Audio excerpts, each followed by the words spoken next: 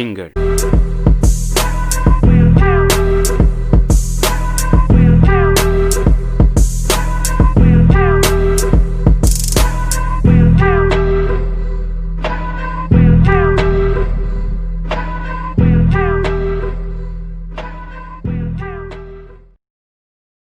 Salutations à toute la nation, j'espère que vous allez bien tous et toutes. Monsieur Lee de retour pour une nouvelle vidéo. Cette semaine, comme à mon habitude, je me baladais sur les réseaux et je suis tombé sur l'affaire Tech. Toi aussi frérot, le nom est compliqué, tu cherches des complications. Tech, Taiki. Ah non, simplifié. Je suis tombé sur l'affaire Taiki et la sauce dans laquelle il a été mélangé sur Twitter plus précisément. C'est une affaire qui monte à, je crois c'est il y a quelques jours là. D'ailleurs j'ai regardé une excellente vidéo d'une youtubeuse qui s'appelle Bia Alvarez, je vais vous mettre le lien dans la description. Qui parlait justement du sujet, qui avait vraiment très bien décrit la chose. Donc apparemment, on va mettre des gros guillemets et on va émettre des suppositions.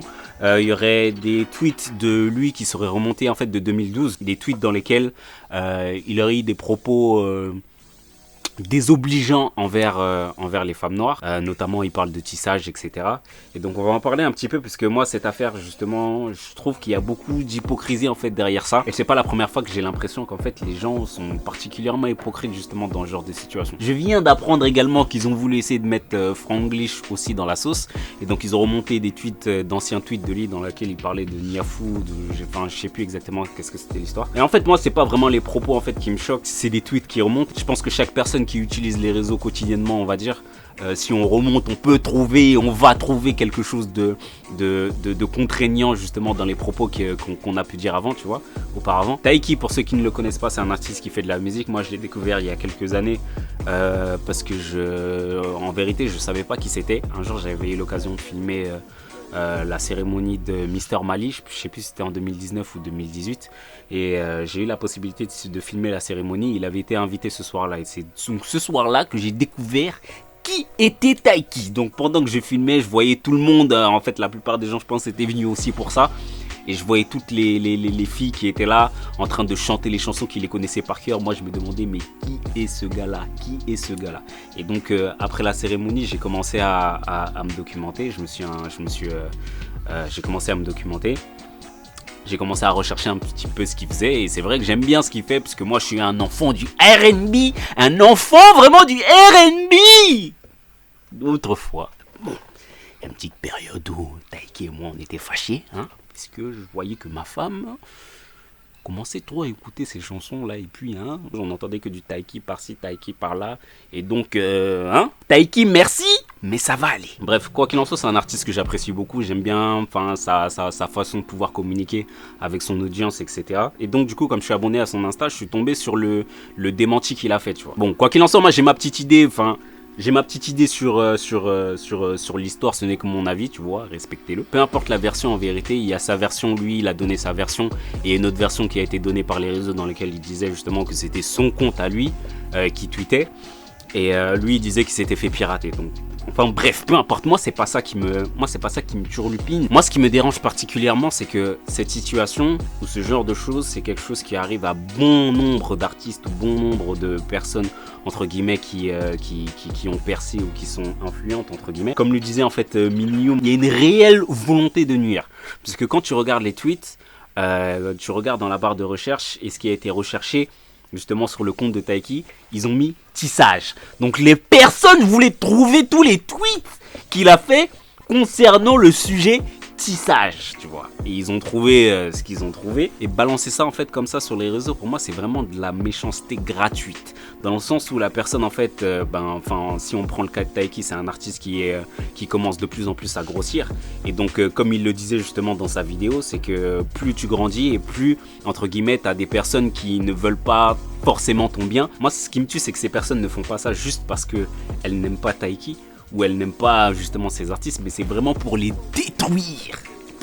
détruire. Je pense qu'il y a une certaine forme de jalousie justement dans la réussite des autres. À partir du moment où tu intentes des actions en vue de pouvoir nuire à cette personne ou à sa personnalité ou à son entourage ou à son travail, là tu rentres plus juste dans la case gêne pas, là tu rentres dans la case jaloux.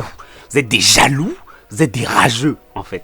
Vous êtes des rageux du succès ou de la réussite des autres, et parce que peut-être vous n'êtes pas en mesure de pouvoir arriver à ce niveau-là, ou enfin je sais pas en fait ce qui se passe dans la tête de ces personnes-là, et ben elles décident elles décident de faire ce genre de choses pour pouvoir totalement anéantir en fait le travail que ces artistes ou que ces personnes sont en train d'effectuer. Là on n'est plus dans la méchanceté en fait, là on est dans le mauvais. Vous êtes mauvais, c'est tout. Les personnes aussi qui continuent d'alimenter en fait ce genre de polémique aussi, pour moi je les rentre aussi un peu à l'intérieur parce que comme le disait Taiki dans sa vidéo, il y a certaines personnes je pense qui devraient faire preuve de discernement. Il était arrivé la même chose, je me rappelle aussi quand Kevin Hart il devait présenter la cérémonie des Oscars, ils ont sorti des tweets qui dataient de 2009 ou de 2002. C'était excusé, mais au début il avait préféré ne pas le faire parce que quand tu réalises et quand tu fais vraiment preuve de discernement et quand tu regardes en fait son parcours et la manière dont il évolue aussi, il y a des trucs que tu fais quand tu étais plus jeune, que tu étais en 2012, on met ça sur le coup de la jeunesse entre guillemets, mais entre temps, et même moi je vais prendre mon exemple, oui, j'ai craché sur les tissages, tout, j'ai craché dessus, oui, j'ai parlé en mal sur ça, sur la femme noire. J'ai tout fait. Je me rappelle qu'avant j'avais une autre manière de penser. Certes, j'ai aussi mon idée aujourd'hui, toujours actuelle, sur les tissages, extensions, etc. Mais je peux te dire qu'avant, je raisonnais pas du tout dans la manière dont je raisonne aujourd'hui. Moi, avant, j'étais matrixé par la femme métisse. C'est même pas la femme métisse, là, par les femmes claires.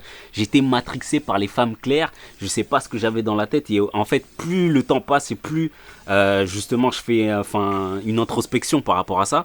Et en fait, c'est tout l'environnement dans lequel j'ai grandi. Enfin, il y a plusieurs paramètres en fait qui rentrent en compte et qui font que je raisonnais aussi comme ça, tu vois. Et en fait, je me dis si aujourd'hui je raisonnais toujours de la même manière que je raisonnais en 2002 par exemple, tu vois.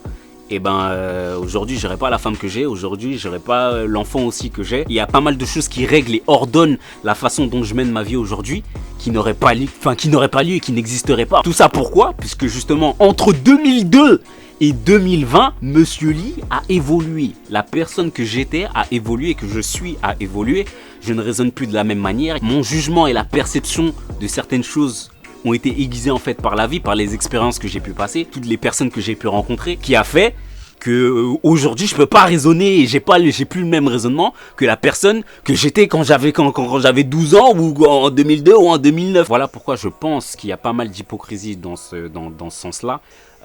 Les personnes qui alimentent le genre de rumeurs, pour moi je les mets dans le même sac puisqu'elles font pas preuve de discernement, de recul, de se dire que ouais ok c'est des tweets qui sont sortis de 2012 quand même, mais entre 2012 et maintenant peut-être que la personne a changé, peut-être, et en plus on le voit en fait. Taiki, c'est un des seuls artistes noirs qui, dans ses clips, dans la manière de pouvoir faire ses chansons, etc., qui met quand même pas mal en avant la femme noire. Le fait qu'on puisse le reprocher, qu'il résonne toujours de la même manière en 2020, après peut-être c'est toujours le cas, mais en tout cas, au vu de ce qu'on voit et de ce qu'il nous transmet à travers sa musique, on pourrait faire un peu la part des choses. Mais je pense qu'il y a juste un problème dans le sens que les gens aiment voir. Je sais pas s'ils n'aiment pas voir les personnes réussir, ou alors elles sont contentes quand des personnes qui sont en train de réussir chutent, ou alors tombent ou se ramassent la gueule. Je sais pas exactement quel est le cheminement derrière ça, quelle est la philosophie derrière ça. On est tous des individus et normalement, et encore tant mieux justement si on évolue. Et on raisonne plus de la même manière, ce qui montre que le monde change et qu'on est quand même conscient des réalités en fait qui nous entourent. Et je dirais que c'est une bonne chose, tu vois, tant que ça va vers le côté positif et tant que ça va vers l'amélioration, je vois pas le problème en fait. Ça en revient à ce que je dis toujours, la vie c'est des choix, la vie est faite que de choix en fait.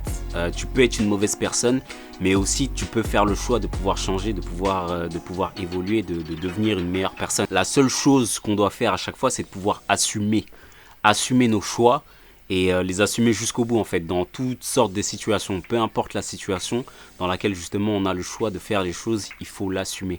Si tu as dit des propos avant, assume-les. Aujourd'hui, si tu sais que toi tu as évolué et tu sais que t'es plus la même personne que tu étais il y a 5, 10, même un an auparavant, assume totalement le fait que tu aies dit ces choses-là, que tu aies fait certaines choses, puisque ça fait partie de toi en fait, ça fait partie de toi, ton expérience, ta vie, et c'est ce qui a fait, et c'est peut-être ce qui a provoqué justement les changements qui ont fait que tu es devenu une meilleure personne. Et une dernière chose avant de nous quitter que je dis et je répète souvent, faites attention aux choses que vous mettez sur les réseaux parce que ça peut vous être préjudiciable dans l'avenir. Vous ne savez pas ce que vous allez devenir. Tu sais pas. Regardez Taiki. Et Taiki, la gloire, tout ça là, peut-être bafoué à cause des bêtises qu'il a dit en 2012. Oh, dis, faites attention un peu quand même. Donc voilà, je ne sais pas ce que vous en pensez. Dites-moi ce que vous en pensez. Le débat continue dans les commentaires. En tout cas, prenez soin de vous, prenez soin de vos proches et de vos poches. C'était Monsieur Lee. N'hésitez pas à vous abonner à la chaîne et activer la cloche des notifications pour être mis au courant des prochaines vidéos. Nous, on se retrouve pour une prochaine vidéo. C'était Monsieur Lee sur les TV pour 0 à 100. Salut.